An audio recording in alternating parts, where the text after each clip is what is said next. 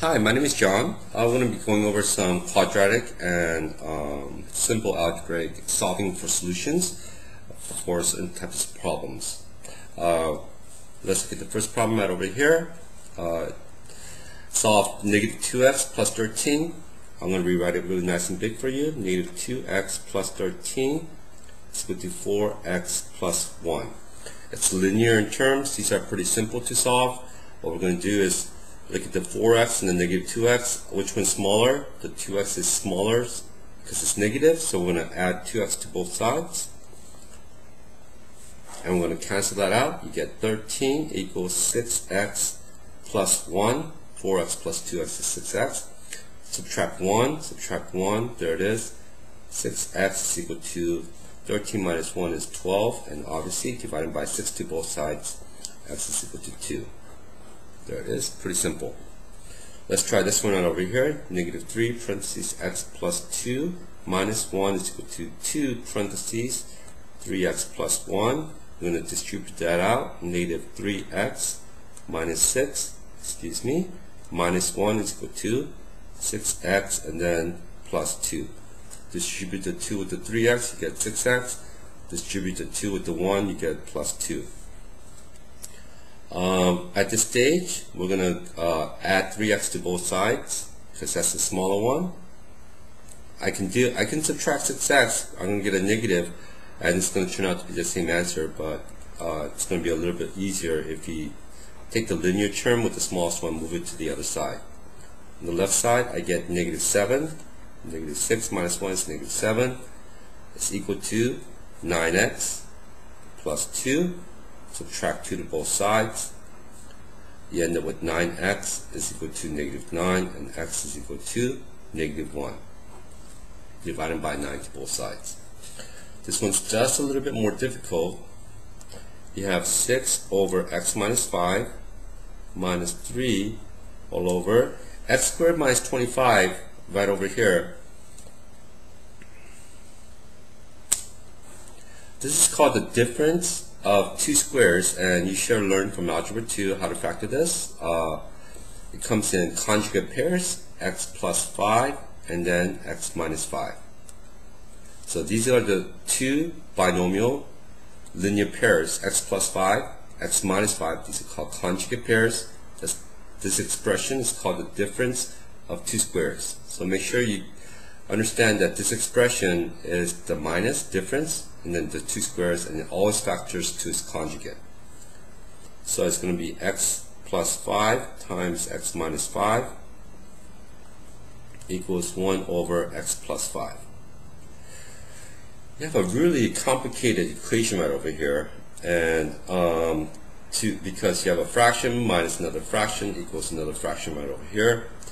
I coined it myself. We're going to bust that fraction, BTF. Some people call it fraction busters.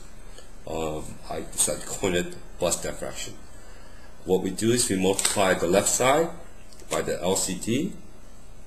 The LCD is x minus 5 times x plus 5. Okay? I know you can't see that very well. X minus 5 times x plus 5. So I'm going to multiply the left side by x minus 5 times x plus 5, multiply to every single term, x minus 5 times x plus 5. So I'm going to multiply the LCD to the first term, the second term, and also to the right side. I'm effectively multiplying the left side by the LCD, multiplying by the right side by the LCD. Notice the x minus 5 is cancelled because this is in the numerator, this is in the denominator. So it's 6 times x plus 5. I'm going to do that with a black pen. Distribute that out. 6x plus 30 minus, all of these cancel out. Minus 3 is equal to x plus 5 cancelled out. You end up with 1 times x minus 5, or just x minus 5. So we went from a very complex equation to a very simple equation. Notice you have 6x and x here. Subtract 1x, you get 5x. 30 minus 3 is going to be plus 27. It's equal to, since we subtracted the x, we got rid of that, and we have this minus 5 term. On the right side, It's constant, of course. And then we're going to subtract 27. Subtract 27. 5x is equal to negative 32. And then dividing by 5 to both sides, you have x equals negative 32 all over 5. Kind of hard to check this problem out, but hopefully we did all the math correctly on this. Okay. Example number 4. This is page 1, by the way. We'll do page 2 now. You should be also able to solve quadratic equations by factoring, by completing a square, or by using the quadratic formula. So they want you to either solve it by factoring, by completing the square, or by using the quadratic formula. Factoring is the easiest way, so this is the preferred method. Completing the square is a little bit more difficult, but once you're able to handle completing the square, it's a lot easier than the quadratic formula, because you have to put all of this into the formula itself. So example number 4 says solve by factoring. You have 3x squared minus 12 is equal to 0. The first thing what you want to look at on the left side of the equation, this expression right over here, you can factor something out. It's always step 0. Try to factor everything out that you can. So you have a 3 and a minus 12. Of course, we can factor out a 3. You end up with x squared minus 4 is equal to 0. Look at that right there. That's the difference of two squares, right? That's not binomial expansion, excuse me. That's a binomial with the difference of squares. We can factor that. It's going to be x plus 2, x minus 2. These conjugate pairs, if you follow this out, it will become x squared minus 4. Work on it once. X squared, that's f, there it is, minus 2x plus 2x. The outer and the inner always cancel. That's why you have no linear term right over here. And then L, FOIL as in L, last, minus plus 2 times negative 2 is going to be minus 4, located right over here. From this part right over here, we're going to zip it out. 0 product property. 0 product property says every factor is going to equal 0 except for this 3, of course. 3 cannot equal 0, so we set x plus 2 equal to 0. We set x minus 2 equal to 0. We solve for x, that equals 2, and negative 2 right here. We add 2, you get positive 2. Another way to write that is x equals plus or minus 2. We could have solved this another way, but we're not going to go into that. Not enough space, number 1, and number 2, they wanted us to solve by factoring. So let's factor this, solve this equation out. Remember, it's an equation, which means that we should be able to solve for the value of x. Notice also that the degree is 2 again, so it's quadratic in nature.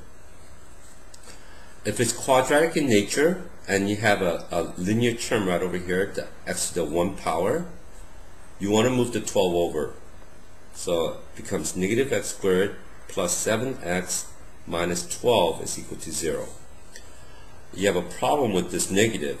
We want to make it a positive number, so we're going to divide by 1, negative 1, negative 1, negative 1, negative 1. So let's look at this equation one more time.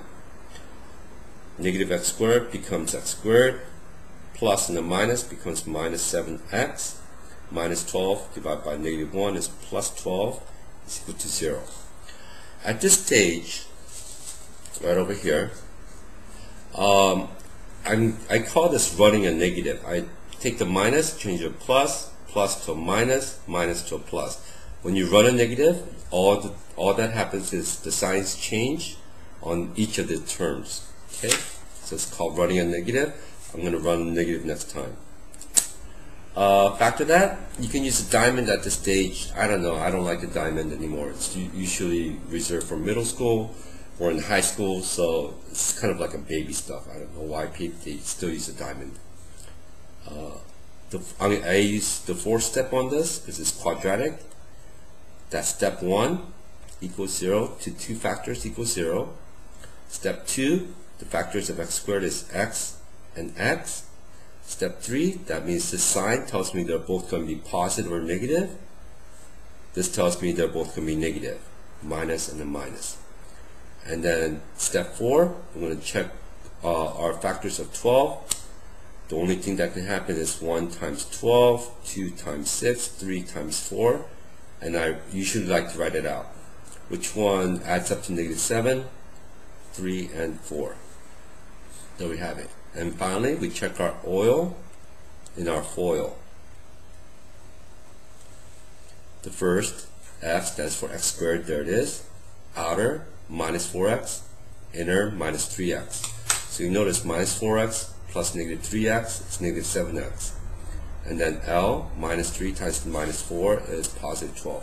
If you check your oil all the time in your foil, you're going to learn to factor really easily, and it's going to make your life a lot more easier next year too as well. We zip it out. X minus 3 equals 0. X minus 4 equals 0. So solving for x, we get x equals 3 or 4. Those are our solutions to this quadratic equation. Example number 6 now. Whoops. Solve by factoring. So you have x plus 3 squared is equal to 16. At this stage, you can distribute this out and work it, or at this stage right here, there's another way to solve this more easily. Since they wanted you to solve by factoring, we're going to work it out. First, we distribute this out. X minus 3 times x minus 3. If you distribute it out, it becomes, plus 3. Plus 3 becomes x squared plus 3x, the outer and the inner, they usually add up, plus 6x, and then 3 times 3 is 9. It's equal to 16. At this stage, you should know how to do binomial expansion of x plus 3 squared. Square the first term, multiply these two, 3 times x is 3x, and just double it, becomes 6x, square the last one. Since it's quadratic in nature, there's a linear term right here, we're going to subtract 16 to both sides. X squared plus 6x, 9 minus 16 is going to be minus 7 equals 0.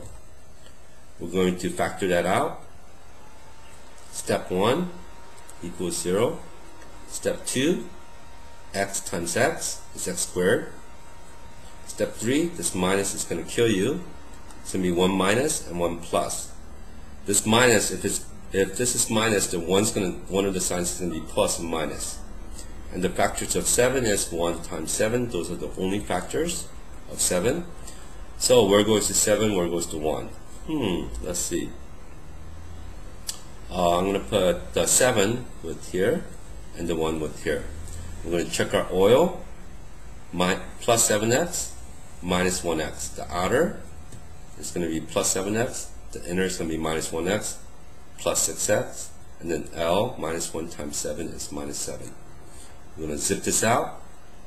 X minus 1 equals 0. X plus 7 equals 0. X is equal to 1 or negative 7. I'm going to do this problem just a little bit differently and show you how I get the same answer using a different technique here. So you have x plus